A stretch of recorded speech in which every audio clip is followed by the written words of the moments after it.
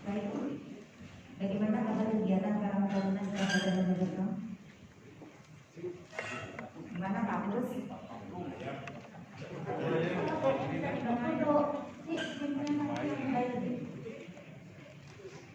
Kegiatannya Pak Bus. Kalau kegiatan Karang Taruna di kecamatan,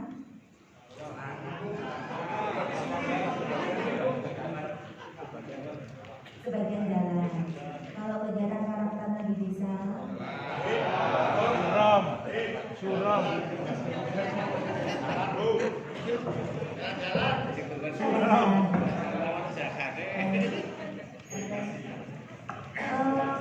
Kalau Karang Taruna sendiri itu batas usianya berapa? 45. Cuma yang di sini 45 ya? Masih belasan. Berarti saya boleh ganti Karang Taruna ya? Baik Bapak Ibu yang sangat saya hormati, mungkin sebelum kita berdiskusi, nggak nih. Jadi saya akan sedikit menyampaikan akan sebagai pembugur kewajiban karena ini acaranya dibiayai oleh pemerintah dan acaranya terkait dengan HAM. Nah makanya untuk menggugurkan kewajiban kita harus bicara HAM mau tidak mau karena acaranya terkait dengan itu. Informasi dari Pak Yoi, kegiatan ini dilakukan secara rutin setiap tahun sekali. Dan tentunya harusnya setiap kegiatan ini ada hasilnya, ada outcome-nya. Sehingga nanti penjelasan ini semuanya sesudah nanti terakhir kegiatannya kayaknya materinya berat ya. Yang materinya berat yang nanti yang materi materi dari Polres, kemudian Pak Yoi, kemudian dari dosen, kemudian kelihatannya materinya berat-berat. Jadi nanti barangkali sama teman-teman makanya saya tidak akan menyampaikan materi yang berat terkait dengan HAM khususnya di Kabupaten Mojokerto. Tapi kelihatannya akhir-akhir ini pemberitaan di televisi maupun di media-media kelihatannya tidak banyak yang mengupas terkait dengan HAM ya. Ini tahu benar? Karena kelihatannya kita ini berita-berita dan kemudian juga kegiatan-kegiatan kita sehari-hari ini banyak dipenuhi berbagai hal terkait dengan COVID-19.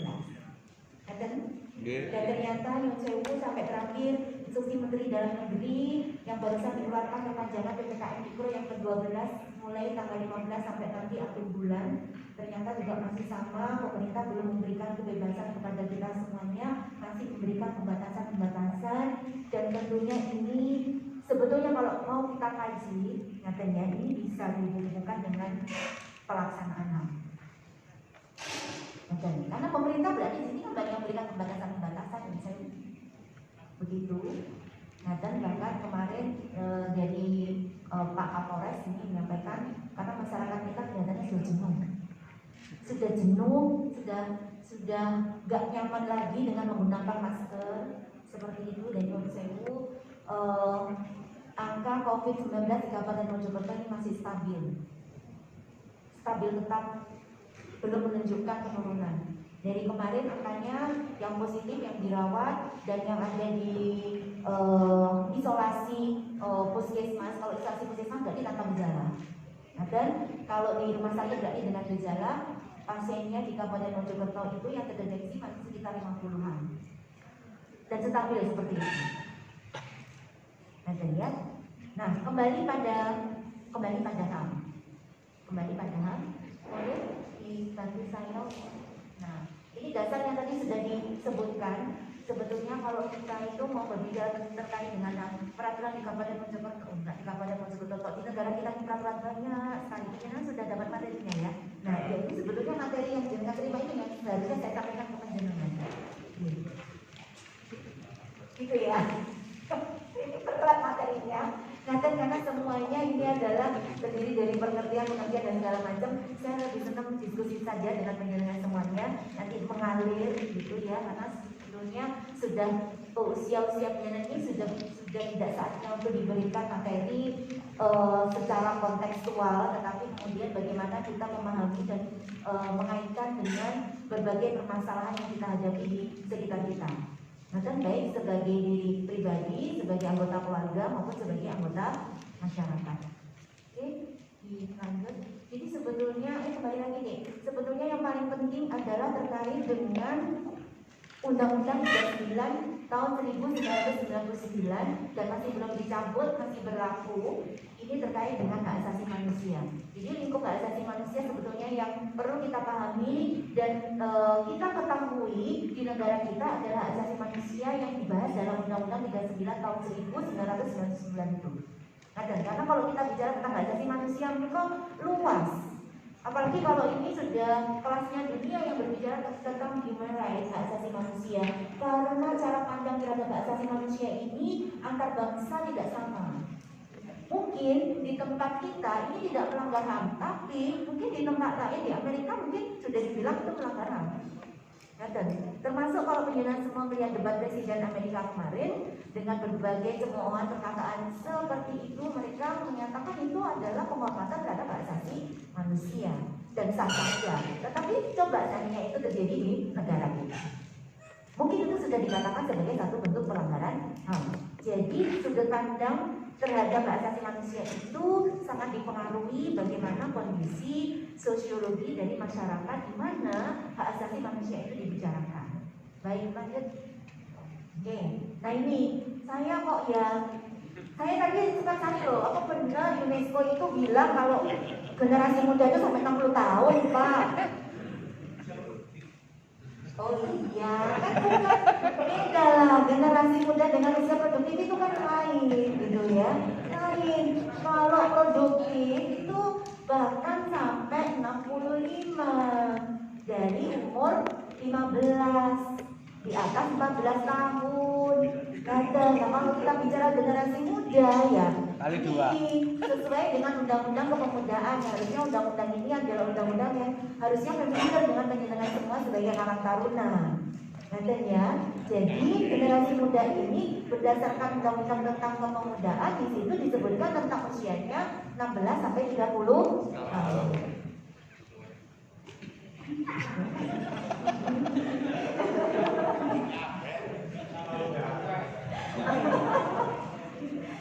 Tapi tadi Pak Yoni melihat dari sudut pandang yang berbeda, ya. Jangan terpaku pada angka, katanya Pak Yoni begitu, ya. Tetapi bagaimana kita merasakan diri kita. Nah, dan kalau saya sih merasakan saya ini sudah tua. Iya, saya merasa saya sudah tua. Dan saya bilang, kenapa saya senang merasa tua? Karena tua itu dekat kematian. Gitu. Saya hari-hari saya merasa saya sudah tua, ini ibu yang sudah tua, yang seharusnya saya itu sudah punya cucu, begitu ya. Karena sudah tua, begitu. Dan saya senang karena saya selalu mengingat bahwa saya ini tua. Kenapa? Karena tua itu berarti saya tidak lama lagi dan sebentar lagi saya akan menuju kepada kematian. Itu yang membuat saya senang merasa diri saya tua. Nah, Bapak Ibu yang sangat saya hormati, hari ini kita akan membahas generasi muda dalam konteksnya, ya, dalam konteksnya semangat penjenengan, semangatnya generasi usia 16 sampai 30 tahun, betul ya? Ya.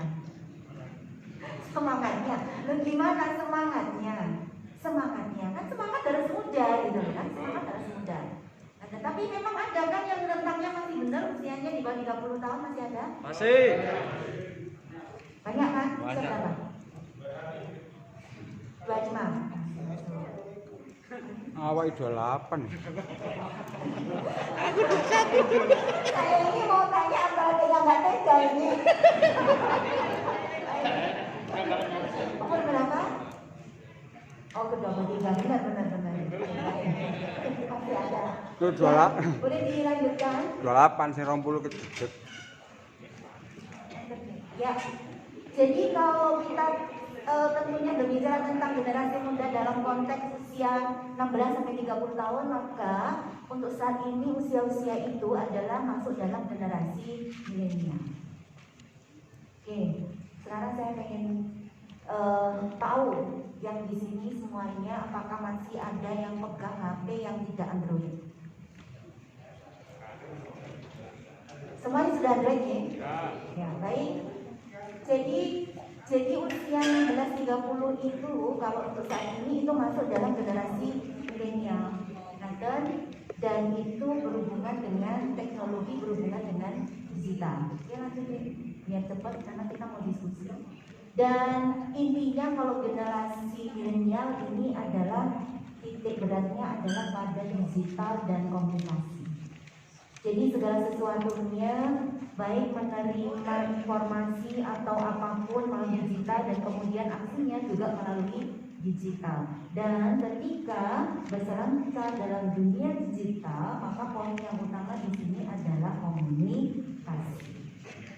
Tidak ada katanya kalau dulu mungkin komunikasinya masih menggunakan fisik begitu ya, kita masih bisa melihat gestur situasi secara face to face, tetapi dalam generasi milenial ini, nanti dalam generasi milenial ini mungkin orang-orang milenial ini mungkin agak terlalu tidak ngeh gitu ya kalau misalkan orang-orang di sekitarnya ini apa ya saya berubah tatapan matanya atau berubah senyumnya atau berubah rona mukanya gitu. Mungkin kalau generasi milenial ini nggak terlalu kurang responsif terhadap hal seperti itu. Kenapa? Karena mereka komunikasinya adalah melalui dunia digital. Sehingga komunikasinya adalah melalui kata-kata yang dia baca, melalui audio visual yang ditampilkan, yang mungkin Yon Sewu kalau dalam dunia digital itu kita bisa saja mendapatkan hal-hal yang sebetulnya nggak real, sebetulnya tidak real. Nah makanya mungkin bisa terjadi ketertarikan oleh dunia maya. Delok anu statusnya gitu kok menyenangkan, karena sekarang dengan teknologi orang yang gemuk bisa kurus, orang yang hitam bisa putih, orang yang pukulan bisa mulus, gitu kan? Orang yang tua kelihatan muda, kan gitu, iya. Jadi digitalisasi ini betul-betul memberikan kesempatan yang sangat luas terhadap seseorang, terhadap pribadi untuk tidak menjadi dirinya sendiri. Semuanya bisa melakukan pencitraan dalam bentuk apapun dengan menggunakan digitalisasi. Nah kemudian karena hal ini terjadi, maka berarti semua pengguna digitalisasi, semuanya yang berselancar dalam dunia maya, yang menggunakan medsos harus menyadari ini, bahwa digitalisasi ini memberikan peluang yang besar, peluang yang luas seseorang untuk tidak menjadi dirinya sendiri. Sehingga kalau kita mendapatkan informasi dari seseorang terkait dengan dirinya melalui dunia digital, maka kita harus menyadari bahwa belum tentu yang disajikan itu adalah seperti yang sesungguhnya. Nah ini adalah sangat penting karena kemudian generasi milenial ini akan sangat mudah di-move melalui cuci otak mindsetnya. Nah makanya ini pemerintah pusat, karena ini kita mau nggak mau sudah masuk dunia digital. Sehingga program dari Kementerian Kominfo adalah bagaimana kita ini segera menyiapkan perangkat supaya masyarakat kita ini bisa aman dalam berdigitalisasi. Tidak hanya sekedar terkait dengan berbagai kejahatan-kejahatan melalui dunia digital. Karena kalau sudah ke digital, kemudian ada berbagai metode pembayaran secara digital, tidak untuk kemungkinan. Kemudian nanti pundi-pundi uang penjenengan yang sudah masuk dalam dunia digital ini kemudian dikuras oleh orang lain dengan sistem yang digital pula. Nantinya tidak hanya sekedar itu, tetapi kemudian hal-hal yang sifatnya ini adalah satu prinsip, nantinya pandangan-pandangan, filosofi dan segala macam ini bisa masuk tanpa disadari melalui dunia digital. Nah ini yang perlu kita waspadai semuanya, termasuk terkait pandangan kita terhadap hak asasi manusia. Karena sesungguhnya di dalam dunia digital itu sendiri sudah terjadi banyak sekali pelanggaran terhadap hak asasi manusia.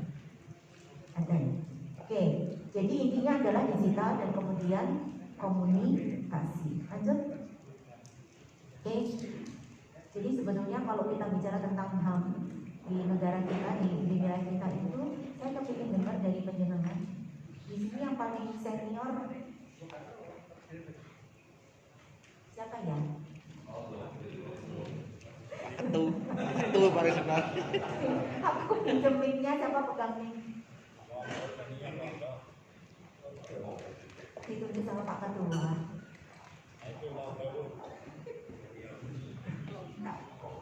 Perjalanannya kalau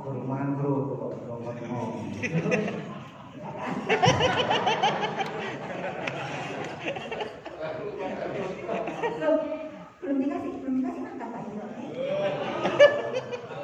Hah? Maghrib makanya. Terus nanti aja nanti dikasih ya.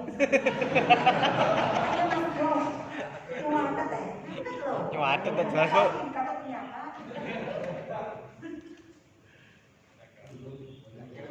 Belum mainnya katanya tadi. Sekali katanya. Oke. Tapi itu apa? Menurut versi jenengan. Urusan ya. Pikir. Sudah ada calon belum? Sama. Orang yang ketemu? Ini kok gaji. Monggo. Ya. Jadi sesuai dengan pasal 1 Undang-Undang Nomor 39 1999, hak asasi manusia adalah seperangkat hak yang melekat pada diri. Nah, menurut jenengan aja deh. Jadi Untuk ditekan-tekan. Dari pandangan jenengan yang dia pikirkan kalau kita seringkali berbicara tentang HAM. Jadi saat ini mungkin masyarakat sering berteriak terkait dengan HAM, Ya. hak asasi. Nah itu adalah kita membacanya bahwa itu adalah hak berkreasi setiap warga negara, baik itu atas sosial, ekonomi, budaya maupun juga kesehatan. Nah,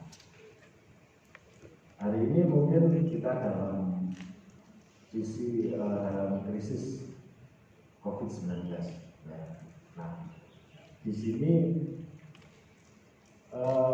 banyak juga yang berteriak bahwasanya kebebasan manusia atau kebebasan masyarakat terkait dengan kesehatan ini merasa sudah dibatasi. Nah, di sini peran HAM atau peran Komnas HAM terkait dengan hak asasi manusia ini lebih ditonjolkan pada sisi kesehatan. HAM hari ini tidak bisa banyak berbicara,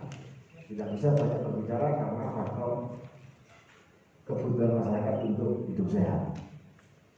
Jadi pembatasan terkait dengan kreasi, pembatasan terkait dengan kegiatan masyarakat, ada sebagian besar masyarakat yang menilai bahwasannya itu adalah pelanggaran HAM.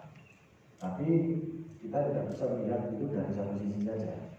Artinya negara juga memikirkan terkait dengan kelangsungan hidup manusia. Jadi hari ini kalau kita ngomong HAM, kita tidak bisa melepaskan dari satu kesatuan. Dari satu sisi dengan sisi yang lain tidak bisa disatukan.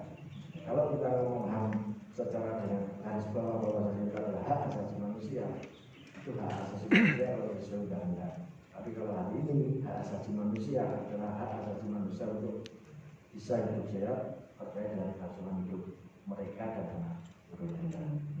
Terima kasih. Ini yang berbicara kayaknya sudah bukan dari sudut pandang orang muda lagi gitu ya. Ini dalam jeruk sebenarnya. Oh iya Mas Muda. Iya Bujang. Tadi saya tunggu undangannya ya. Baik. Saya pengen mantu. Baik, saya kepingin dari sudut pandang yang berbeda tentang hak asasi manusia. Atau mungkin ada yang mau menyampaikan sebelum saya berjalan kemana-mana? Ya. Monggo, Mas. Namanya siapa? Mas Vicky. Umur berapa Mas? Wah, ini benar. Pertanyaan berikutnya, sudah menikah Mas Vicky? Belum. Sudah punya yang mau dinikahi Mas Vicky? Jujur saja, sudah ada yang mau dinikahi Mas Vicky? Sudah apa belum? Belum juga. Sebentar. Empat cari Melayu-Melayu aja. Dari kecamatan mana? Jadi ketakutan macam. Baik, terkait dengan hal apa yang Mas Vicky pikirkan di dalam benaknya Mas Vicky kalau kita berbicara tentang hak asasi manusia? Apa? Satu kata saja, satu kata. Saya tidak minta penjelasan. Satu kata saja yang ada di dalam benaknya Mas Vicky kalau saya berbicara tentang hak.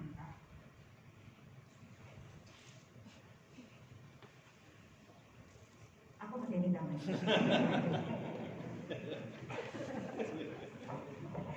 Ayo monggo. Beda kan? Kalau usia muda betul sama yang pernah usia muda bedanya. Kalau yang dulu pernah usia muda tak kasih mic itu bicaranya jeru gitu ya. Karena sudah banyak pengalaman, sudah banyak permasalahan gitu ya. Ini kalau masih kayaknya masih belum punya masalah ya, masih asli ya. Ya masih belum terkontaminasi. Padahal saya cuma minta satu kata loh Mas, satu kata saja. Apa yang ada di benaknya Mas Vicky kalau saya bicara tentang HAM? Satu kata saja. Kebebasan. Baik. Kebebasan. Baik. Jadi ya tadi tidak berpanjang lebar. Jadi kalau kita bicara tentang hak asasi manusia memang tidak lepas dari apa yang namanya itu disampaikan oleh Mas Vicky tadi adalah kebebasan. Bebas untuk apa saja? Karena pertanyaan berikutnya adalah itu. Nah, berikutnya nih. Oke. Jadi di dalam undang-undang tentang hak asasi manusia yang tadi sudah saya aturkan kepada kalian semuanya sudah ditulis pengertian panjang lebar tentang hak asasi manusia yang memang intinya adalah kebebasan. Dan dia bebas. Nah, cuman saya membuat mana yang berbeda bukan pada kata yang mengarah pada kebebasannya. Seperti yang disampaikan oleh Mas Teguh tadi, gitu kan, bahwa hak asasi manusia ini wajib dihormati, wajib dijunjung tinggi, dilindungi oleh setiap orang. Dan kalau kita wajib melakukan itu, maka di sisi yang lain kita tidak akan pernah bisa 100% memenuhi hak asasi milik kita sendiri. Oke. Kalau kita kepingin orang lain terpenuhi haknya terkait dengan kebebasan, maka kita punya kewajiban bagaimana orang itu bisa hak asasinya terpenuhi. Kita wajib. Nah ternyata ketika kita melakukan itu, maka ternyata pemenuhan hak asasi kita juga menjadi terbatasi. Kita tidak bisa 100% terpenuhi hak asasinya kita. Nah artinya makanya tadi maksudnya sebenarnya kita tidak bisa melihat dari satu sisi. Karena hak asasi ini melibatkan hubungan kita dengan orang-orang di sekitar kita, dengan orang-orang di luar kita sebagai individu. Hak kita bisa terpenuhi kalau mereka itu menjalankan kewajibannya untuk menghormati, menjunjung tinggi dan memberikan kesempatan kita untuk kita memenuhi hak asasi kita. Begitu juga kita punya kewajiban. Karena semua orang melakukan kewajibannya. Dan saya yakin kita semuanya paham dan sepakat bahwa kewajiban ini harus kita dulukan, kita penuhi dulu. Kita tidak akan pernah mendapatkan penghargaan dari orang lain terkait hak asasi manusia kita kalau kita tidak melaksanakan kewajiban kita untuk menghormati hak asasi orang lain. Simpel sebetulnya seperti itu. Dan bahwa semua orang punya berbagai macam hak sudah ditulis dalam undang-undang itu. Mungkin nanti saya akan tetap saya sampaikan. Bisa jadi sebetulnya hak asasi manusia ini tanpa terkecuali untuk semuanya, tanpa terkecuali termasuk juga tidak melihat jenis kelamin dan tidak melihat usia, termasuk juga tidak melihat kekurangan. Cuman seringkali saya sendiri ini masih sering menerima surat yang teman-teman dari perangkat daerah itu lupa untuk tidak mengganti kepada Bapak Bupati Mojokerto.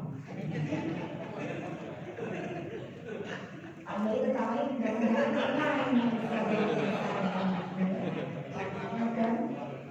dan seringkali menyebutkan Ibu Bupati, katanya itu kami sasaran Ibu Pati gitu ya.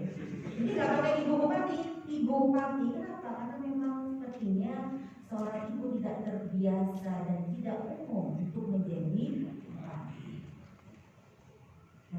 Sering, ya sering. Nah makanya terkait dengan pemenuhan hak asasi budaya sebetulnya sosiologinya masyarakat di Indonesia sebetulnya di Jawa lebih tepatnya.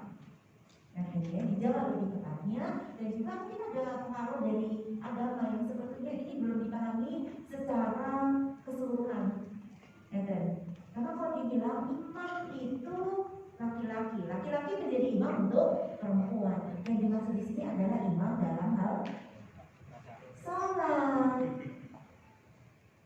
Nah, ini sholat ibadah kepada Tuhan, kepada Allah. Jadi beda urusannya. Kalau kemudian agama dibawa-bawa dalam konteks sosial budaya, ini akan berbeda karena agama itu bukan produk dari akal manusia. Karena agama ini berdasarkan Al-Quran, wahyu, bukan produk akal dari manusia, sehingga tidak bisa kemudian diambil dan diaplikasikan dalam kehidupan manusia dalam konteksnya urusan manusia dengan manusia atau manusia dengan dunia. Karena agama ini hubungannya adalah dengan Tuhan. Benar ini for all. Jadi karena ternyata di tempat kita itu satu, perempuan masih terdiskriminasi dibandingkan laki-laki. Kemudian anak-anak lebih terdiskriminasi dibandingkan dengan dewasa. Berikutnya lagi, orang-orang difabel lebih terdiskriminasi dibandingkan orang-orang yang kebetulan diberikan kesempurnaan. Tambah lagi, orang-orang yang miskin nggak punya lebih terdiskriminasi dibandingkan orang-orang yang berada. Ya, seperti itu. Nah, inilah kemudian yang menjadi poin, karena kita sebenarnya semua sudah sadar bahwa asasi manusia itu kita akan bisa memenuhi kalau semua orang ini sadar kewajibannya menghormati asasi manusia, itu akan bisa dilaksanakan. Cuma PR-nya, jadi kalau kita melihat terkait dengan rencana aksi nasional, ini akan lebih diupayakan untuk memperhatikan kelompok-kelompok yang cenderung terdiskriminasi. Penjualan orang lebih banyak yang dijualnya adalah anak dan perempuan. Nah, dan ya belum banyak kasus penjualan laki-laki.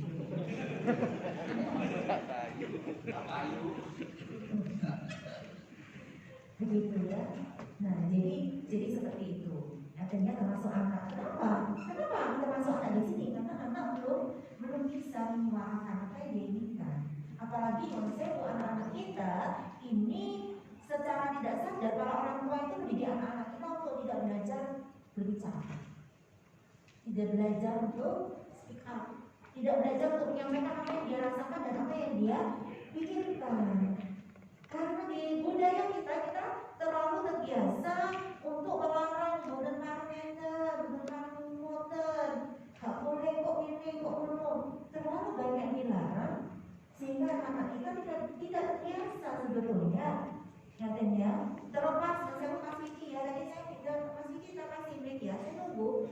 Sebetulnya kalau saya pertanyaan saya simpel, apa yang kamu bikin satu kata saja ketika saya berbicara tentang kamu.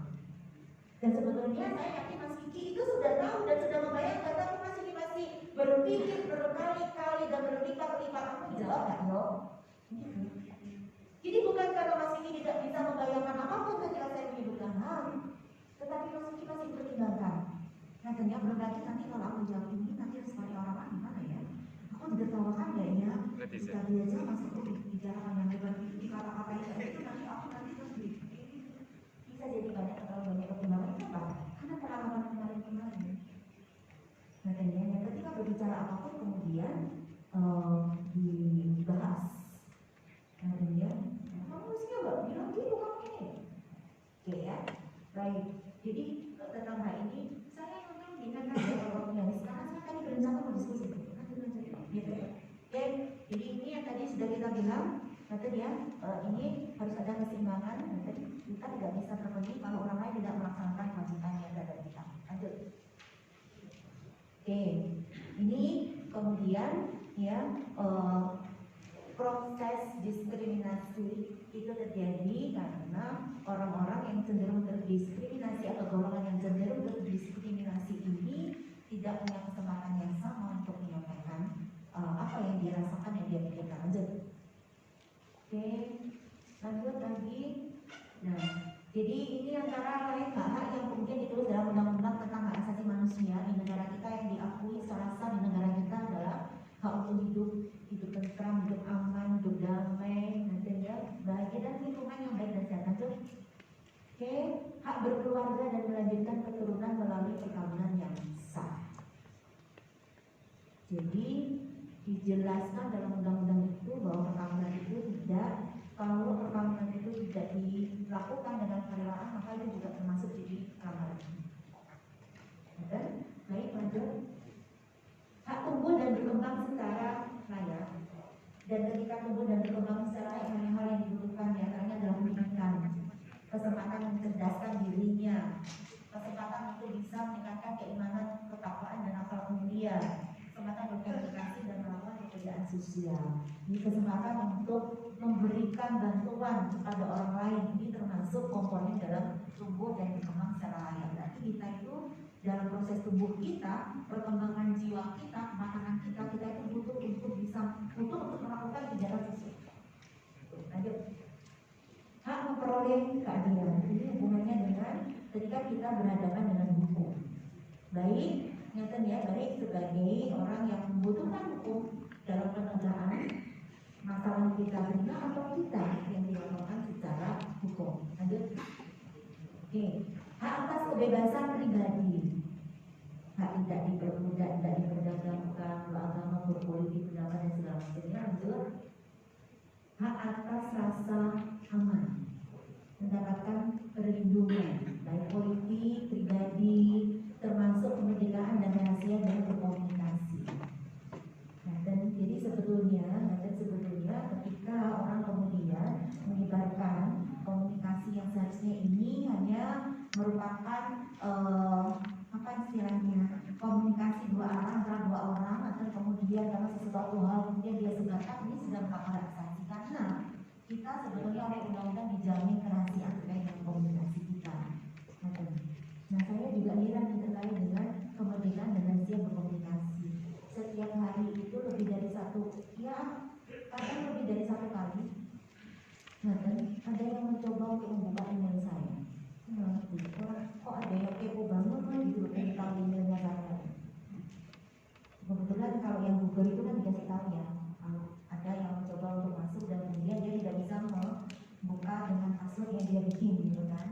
Dan nanti kalau gitu kan, kita mesti dilapori gitu kan kalau ada yang mau bobol gitu ya.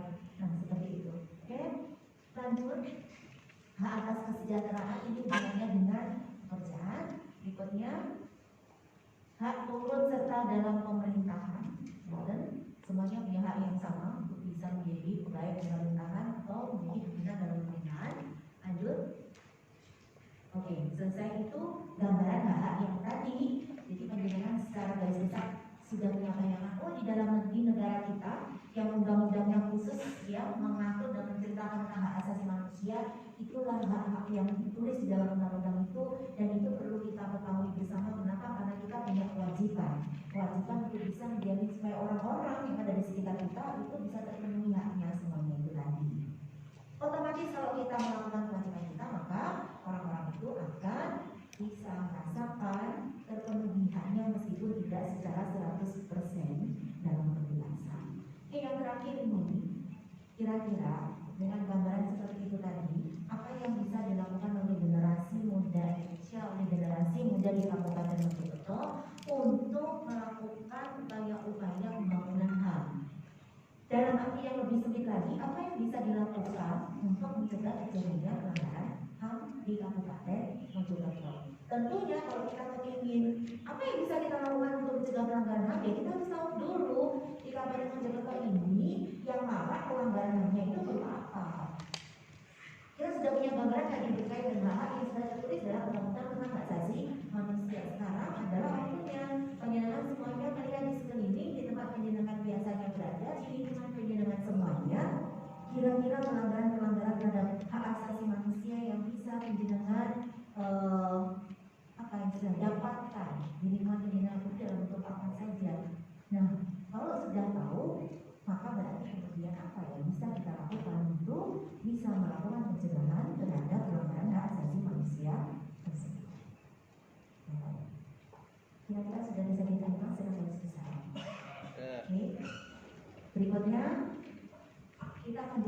mawon mungkin ya diskusi seperti yang saya inginkan tadi, mungkin ya nanti lebih fokus pada apa yang bisa dilakukan oleh Karang Taruna, program apa yang bisa dilakukan oleh Karang Taruna terkait dengan penundaan HAM di Kabupaten Mojokerto.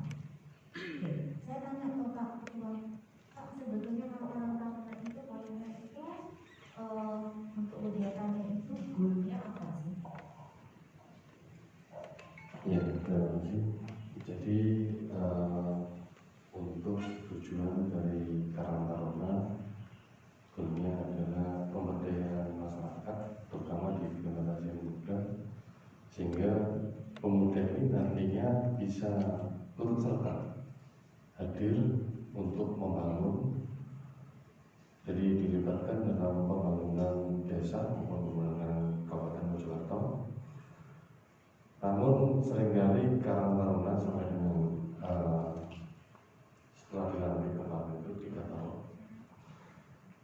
Karang Taruna Mojopahit ini banyak sekali teman-teman yang mengeluh. Artinya kita itu kok cuma dapat dibentuk, setelah itu dilantik, habis itu didiamkan. Nah, tadi sempat disinggung oleh Ibu Bupati itu sebagai upaya keterlibatan pemerintah Kabupaten Mojokerto sebagai bentuk perhatian kepada kaum pemuda, itu kami baru mendengar saja cukup senang. Tepuk tangan buat teman-teman. Apalagi ketika di dalam penyusunan RPJMD tahun 2022 nanti itu bisa direalisasikan oleh pemerintah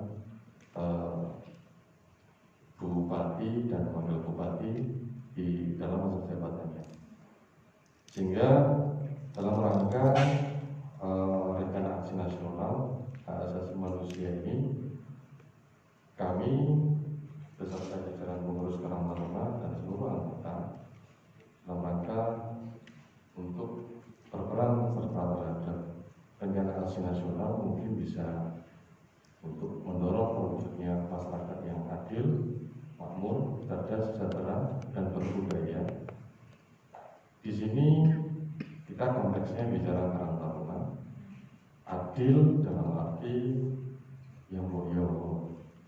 Karang Taruna itu bukan hanya dilibatkan pada saat peringatan hari ulang tahun kemerdekaan bangsa Indonesia saja.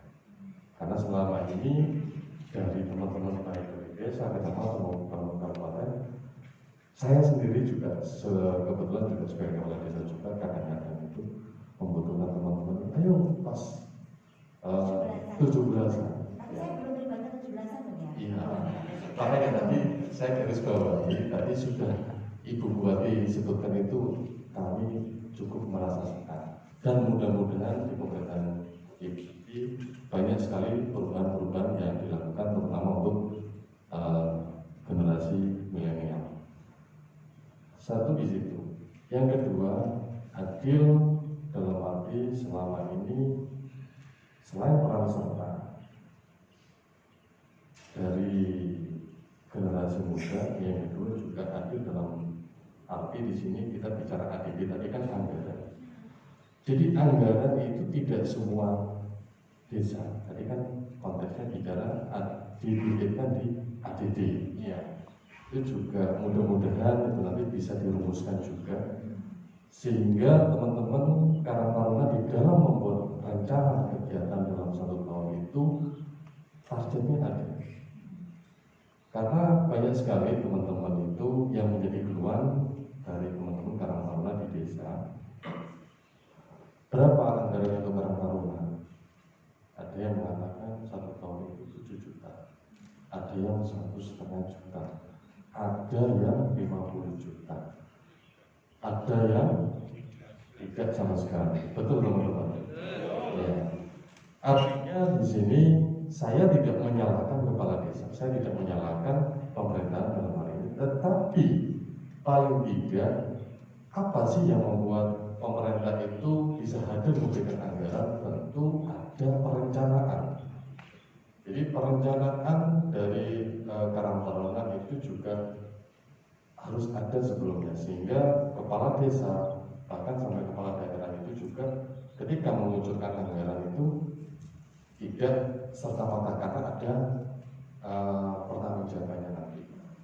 Dan mudah-mudahan nanti ke depan di dalam ADD, kalau di ADD itu juga kan ada yang mengatur terkait dengan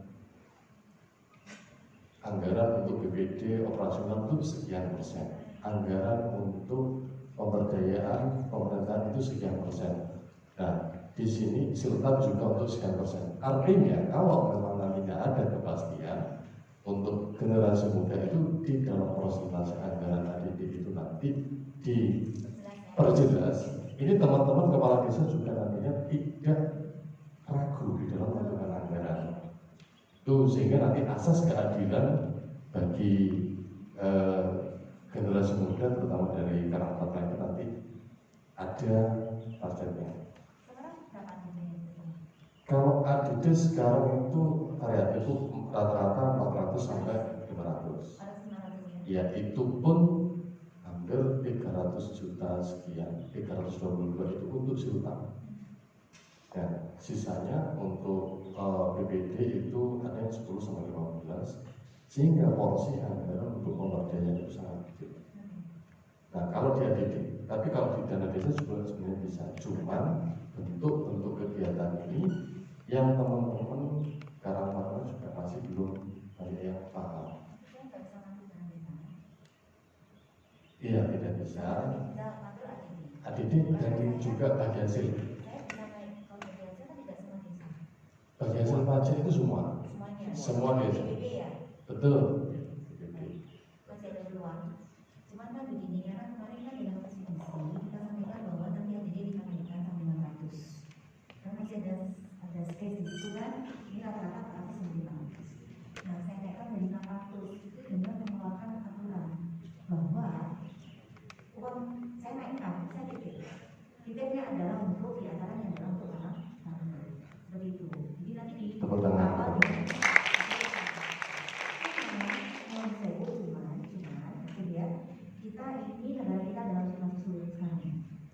setiap kali, jadi kalau dari kementerian itu melakukan rakor dengan kita semuanya, jadi dalam situasi pandemi COVID ini justru rapat-rapat dengan pusat dan provinsi itu lebih sering. Kenapa? Karena nggak perlu kemana-mana. Jadi kita tinggal webinar, VidCon. Kalau dari pusat itu rapatnya evaluasinya 1 bulan sekali, kalau dari provinsi itu 2 minggu sekali, 1 bulan 2 kali.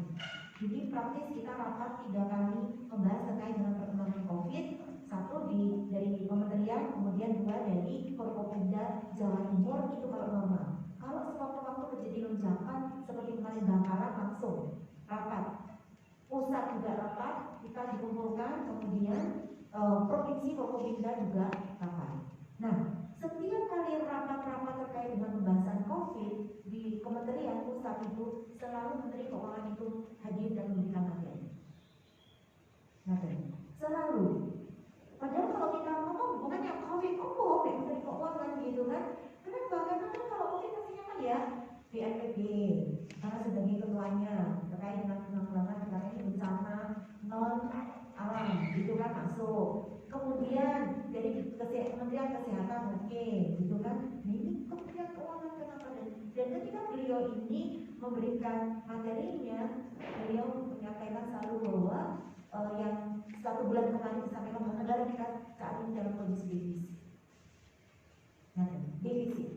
Jadi kalau tahun 2020 kemarin negara masih punya uang, simpanan uangnya dipakai untuk mengatasi berbagai masalah terkait dengan COVID. Tahun 2020 saat kita ini gem-gemnya COVID gitu kan. Nah, kemudian ternyata tahun 2020 simpanan kita dipakai termasuk uangnya, dan tahun 2020 negara nggak bisa cari duit. Sehingga imbasnya sekarang ke 2021 dan juga ternyata masih efek ke 2022. Makanya yang namanya refocusing itu buatan terus kemudian untuk tahun 2022 sekarang refocusingnya sekarang ya tahun 2021 buatan.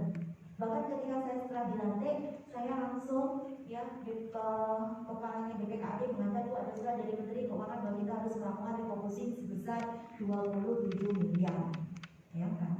Saya dari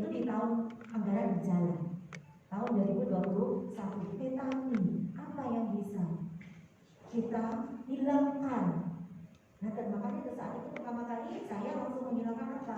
Ada anggaran 1,3 untuk membeli mobil baru untuk bupati wakil bupati di komisi. Hilangkan, kita tidak perlu.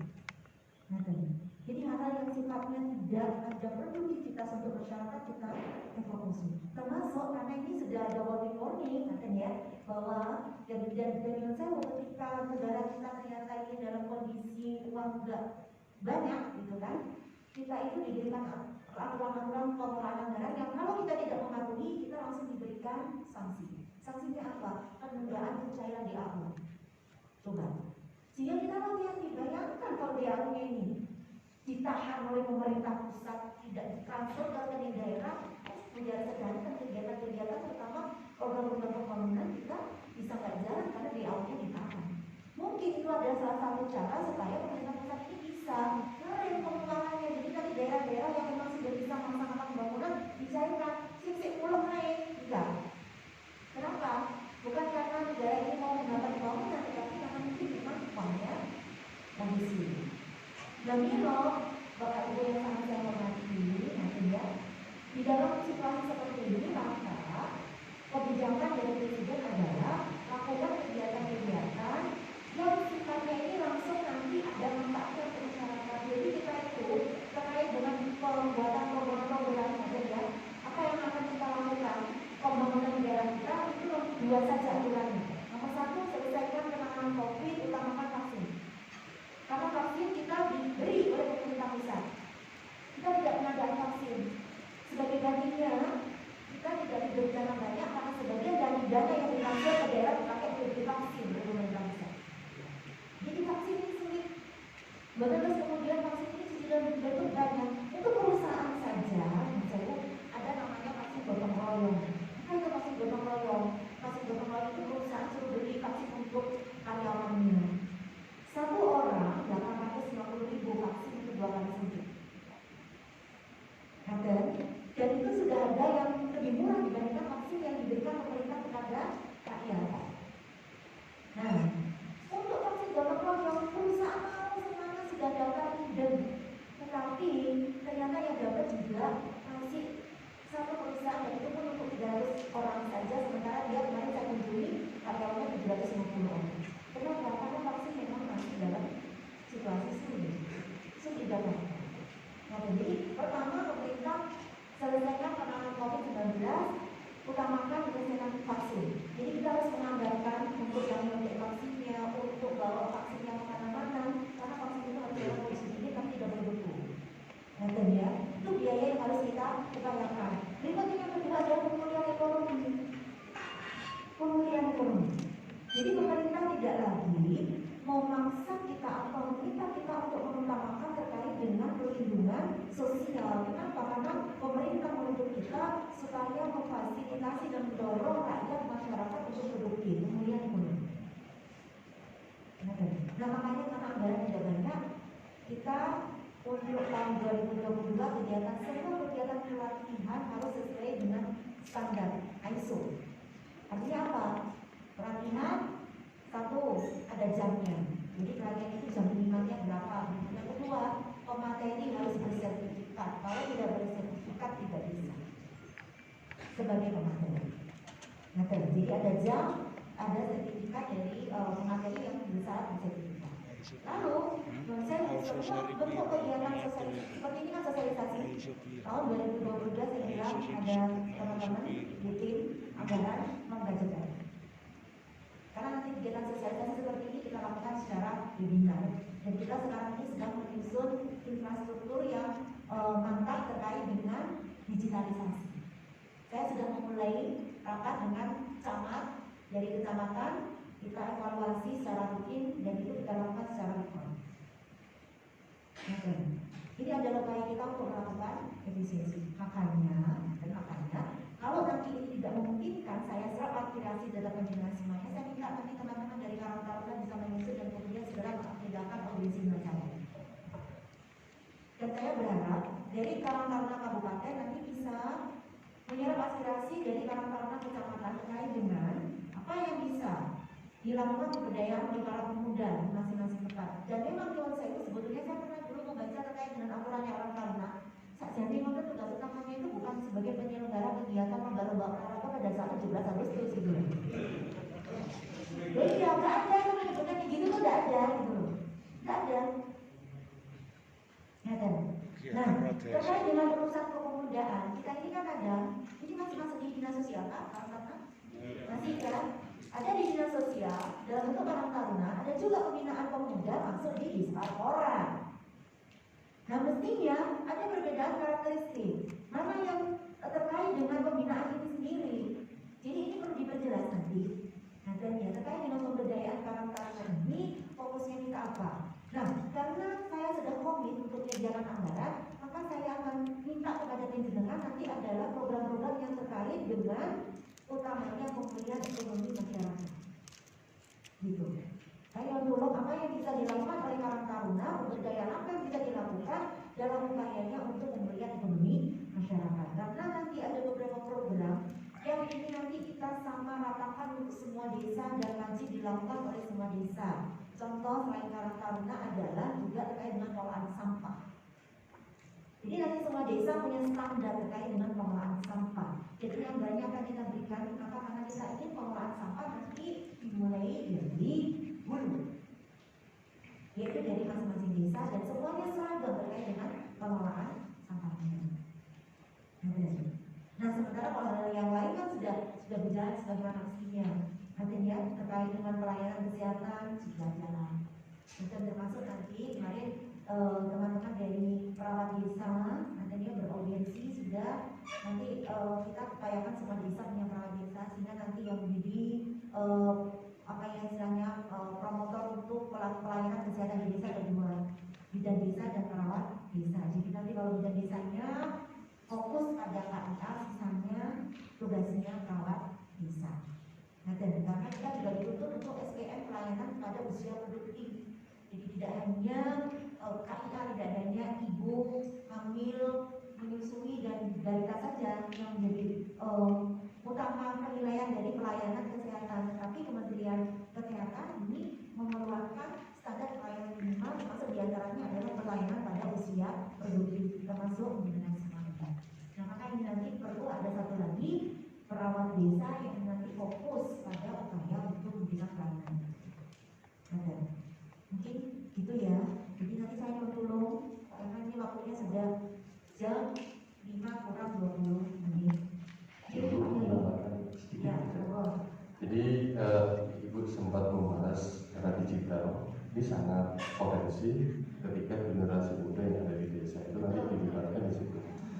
Jadi dalam rangka pemulihan ekonomi di COVID ini banyak sekali produk-produk desa itu nanti bisa dimasukkan di dalam sistem di situ. Sehingga persaingan itu juga nanti bisa dilakukan oleh teman-teman pemuda di desa. Di era digital ini banyak teman-teman yang punya produk-produk unggulan, banyak yang punya wisata desa, dan juga banyak petani-petani yang butuh memasarkan produk-produk hasil pertanian yang selama ini Indonesia untuk petani itu biayanya itu banyak, terus artinya operasionalnya banyak, kepastian pupuk dan sebagainya itu kurang, dan ketika penjualan itu juga pasti dimainkan oleh. Nah, ketika di sini kita nanti bisa membangun melalui generasi muda dilibatkan di dalam era digital untuk memasarkan produk-produk yang ada di desa itu nanti dan ngeling di distrikda dan peran pemerintah juga ada di situ, insya Allah Mojokerto nanti bisa segera maju, adil dan makmur. Saya kira itu. Terima kasih. Wassalamualaikum warahmatullahi wabarakatuh.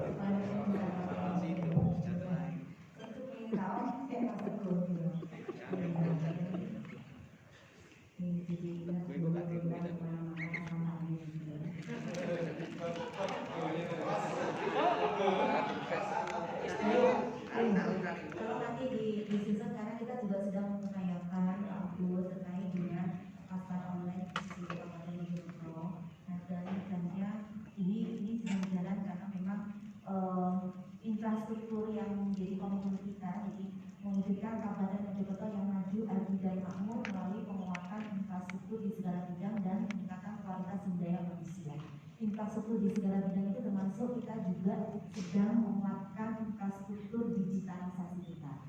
Ada ya, nah makanya termasuk nanti ini saya minta waktu untuk menata infrastruktur digital kita di intern pemerintah. Untuk kita apa? Nah ini sedang membangun e-office untuk semuanya OPD. Bagaimana kepala-kepala OPD ini? Kali ini sudah tanda tangan elektroniknya, ya. Sudah tidak lagi tanda tangan secara manual, tapi tanda tangannya secara elektronik sehingga nanti surat dikirim dan diterima juga secara elektronik. Sehingga kalau saya disposisi saat ini, kemudian saat ini juga akhirnya sudah diterima oleh kepala OPD terkait begitu. Dan kita sedang proses. Nah, dan nanti kalau sudah saya bilang nanti digitalisasi ini akan kita lakukan ke semua desa.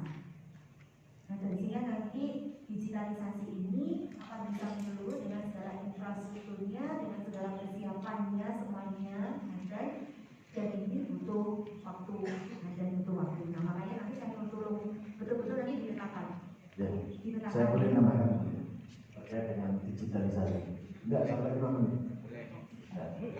Terkait digitalisasi, sebetulnya informasi saja untuk kabupaten. Sebetulnya desa ini sudah berjalan. Di desa yang sudah punya website desa yang berbasis SID ini sudah berjalan. Dan tanda tangan kepala desa, itu sudah terkoneksi. Ya, dan kebetulan untuk jagoannya ini Sudah berapa persen? Sudah, untuk jagoannya membuat website desa yang berbasis SID. Kebetulan hari ini juga anggota karakternya kita dan juga ada di sini, Mas Lukman. Silakan berdiri. Dan sistem informasi desanya kemarin ngadep kode ini dan website desanya ini sudah nyambung juga terkait dengan produk unggulan desa. Kalau kita misalnya kalau biasa buka AB, buka ini ada layanan informasi di situ, ada Bukalapak, ada Shopee, dan ini nanti sudah bisa disambungkan dengan badan usaha milik desa. Nah, artinya penguatan ekonomi masyarakat sudah bisa dijalankan di Mojokerto mulai hari ini. Itu. Dan kebetulan Mas Lukman sudah jalankan, sudah berapa persen Mas Lukman dijawab? Berapa? 35 desa sudah menggunakan itu. Nah, tinggal nanti kabupaten bagaimana untuk mengembangkan itu ya. Terima kasih. Berarti nanti kan harus dibandingkan dengan sistem yang sekarang ini sedang disusun oleh teman-teman dari Kominfo, dan karena salah satu permasalahan yang dihadapi oleh teman-teman dari pemerintahan kemarin adalah bahwa sebetulnya terkait dengan sistem informasi itu sudah ada juga di masing-masing perangkat daerah, tetapi masih berdiri sendiri, tidak terlinkar. Padahal pemerintah sudah dengan peraturan pemerintah ini ada satu penekanan dan memang kita ini ditarget untuk menuju Indonesia satu data, dan Indonesia satu data ini disupport dengan satu data untuk masing-masing kabupaten dan juga provinsi. Nah berarti nanti semuanya harus terkoneksi dalam satu bentuk jaringan. Nah kalau boleh saya cerita, salah satu masalah yang paling dihadapi oleh teman-teman dari perangkat daerah adalah karena sistemnya ini tidak terlink satu kepala satu perangkat daerah dengan sistem sendiri-sendiri, dan kemudian ternyata teman-teman itu istilahnya mengondadaki. Nah, dan saya tidak terlalu paham terkait dengan bagaimana membuat satu sistem informasi, karena ketika dadaan itu, kemudian kalau ada hack, kalau kemudian ada apa ya istilahnya itu perubahan, atau mungkin ada waktu tertentu kemudian sistemnya itu nggak bisa dipakai gitu. Nah, dan nggak bisa dipakai kenapa? Karena kita harus meng-hire terus si pembuat sistem itu, ya kan? Nah makanya kemudian Dinas Kominfo Kabupaten Mojokerto ini membuat sendiri supaya apa? Supaya nanti dalam maintenance-nya kalau ada hack atau ada perubahan-perubahan terkait dengan sistem itu, dan ini tidak perlu cari lagi karena katanya ada kuncinya begitu, ada kuncinya kalau tidak diberikan kita tidak bisa membuka dan mengurai dari sistem yang dibuat itu. Nah makanya ini sudah sedang berjalan. Nanti barangkali bisa berkolaborasi dengan Karang Taruna, karena Karang Taruna sudah punya, dan mungkin Karang Taruna sudah punya sistemnya. Sistem untuk Karang Taruna sendiri maksudnya. Tidak, untuk Karang Taruna sendiri begini, punya sistem Karang Taruna. Kita digunakan untuk program-programnya dari teman-teman. Ada sistem untuk menyampaikan aspirasi, ada sistem untuk mencatat keanggotaan dari semua teman-teman Karang Taruna Kabupaten Mojokerto, pengurusnya sampai desa. Siapa saja seperti itu, karena kan Karang Taruna ini sifatnya kan fluktuatif dan karena ada batasan usia, sehingga kalau sudah usianya melewat kan berarti dia akan keluar dan digantikan dengan yang baru, sehingga ini sangat dinamis. Namanya kalau ada sistem, dan kita bisa lihat. Surat aspirasi pun juga bisa by sistem. Dan sekarang sudah waktunya. Nah makanya ketika yang terkoneksi masih 35 desa, masih 35 desa itu sudah bagus itu artinya 10 sekitar hampir lebih dari 10% desa kelurahan sekabupaten Mojokerto. Nah tentunya kita menginginkan semuanya terkoneksi sehingga apa? Nanti kalau ada pasar ya di satu desa ini produksi dia banyak, mungkin tahu kayaknya betul itu tahu semuanya bikin tahu misalkan. Nah ini nanti di tempat-tempat lain yang butuh tahu kan enggak nih tahunya akhirnya dibetul. Begitu. Mungkin nanti di desa yang lain nanti dia ada tortilla jagung, kalau nggak salah kemarin Pandan Kerajaan. Nah itu bisa nanti saling belanjanya ke sana, sehingga nanti kita akan cepat melihat ekonominya kalau kita ini distribusi pemasarannya ini adalah dari kalangan kita sendiri itu lebih cepat. Ya. Nah barangkali nanti segera saya mau dulu nih Pak Agus dengan tim, saya mau dulu nanti segera saya diberikan gambaran terkait dengan program apa yang mau dilaksanakan oleh Karang Taruna Kabupaten Mojokerto. Sebelumnya nanti kan kalau saya bilang terkait dengan penanganan COVID dan vaksinasi itu menjadi urusan dari kesehatan itu berarti nanti saya mau prioritasnya adalah terkait dengan pemberdayaan para pemuda untuk pemulihan ekonomi masyarakat. Nah baik, mungkin itu yang bisa saya sampaikan. Teman-teman sama senang sekali bisa bertemu dengan teman-teman semuanya yang meskipun sayangnya katanya tidak bisa berkesempatan untuk mendengar lebih banyak dari pendengar semuanya. Loh bisa tanya, sudah mau tak closing, sudah mau jam 5 loh, ini kan belum saat asar kan? Nanti menyusul saja ya. Ya, dan saya mau dulu saya berani menyampaikan ini karena kelihatannya ini adalah forum bicara Karang Taruna gitu, karena kelihatannya tidak ada yang di luar Karang Taruna. Maka makanya nanti saya mau dulu tidak lanjutnya tidak pakai lama, karena nanti kalau bisa tak sisipkan di PAPBD kalau bisa ada ya keluaran yang mungkin sifatnya untuk dia atau paten itu ada jangan kalau yang orang desa kan bisa masuk di desa ada untuk kecamatan dan kabupaten kelurahan masuk di kelurahan nanti karena sekarang kita punya kewajiban untuk memberikan dana yang sama dengan dana yang diterima oleh desa karena desa kan dapat dana desa gitu ya kelurahan harus disupport dan itu masuk di dalam kecamatan kemudian anggarannya kecamatan itu nanti bisa memang pemerintah mewajibkan itu. Nah kemudian oke baik saya tunggu ya ide kreatif dari pendengaran semuanya masukan-masukan yang sangat produktif dari pendengaran semuanya. Saya minta tolong pendengaran semuanya untuk membantu saya dalam memikirkan langkah-langkah apa yang harus kita ambil dalam menyelesaikan berbagai permasalahan dan berbagai upaya untuk meningkatkan kesejahteraan masyarakat Kabupaten Mojokerto. Matur nuwun sangat dan mohon maaf yang sebesar-besarnya dari saya silakan sekaligus nanti saya pamit. Selamat mengikuti kegiatan sampai besok tentunya dan saya tunggu keramaiannya kalau dijadwalkan ada karena nanti saya tidak bisa hanya menerima dalam bentuk tulisan tetapi menjadi presentasi kepada saya. Dan teman-teman sangat yang paling mudah dari saya cakapkan bahwa wassalamualaikum warahmatullahi wabarakatuh.